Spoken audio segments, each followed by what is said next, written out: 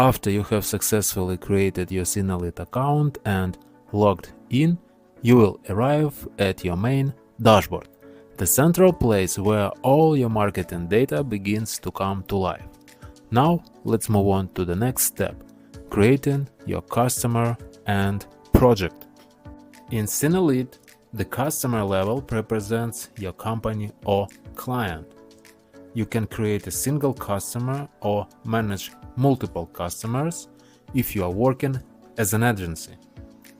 To create one, click New, enter your customer's name and click Save. Once created, you will be able to add one or more projects under this customer. Each project represents a website or landing page whose performance you want to track. For example, if your company has multiple websites, a main site, product page, and landing page, you can track them separately within one customer. To create a project, click New, enter the project name and URL, select the customer to whom the project belongs, and then click Add. You have now created your first project inside Synalyt. The next step is to connect your website to the Synalyt system.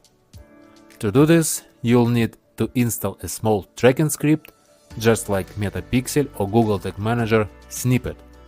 Inside the project, click Generate Script. You'll see a short JavaScript code snippet.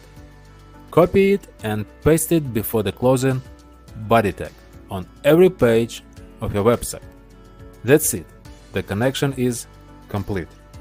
This allows you to see how users interact with your site and which marketing channels drive the most valuable actions. In the next video, we will show you how to create sources and actions to help you track where your traffic is coming from and what exactly your users do on the site. Synalyt. Track what really matters.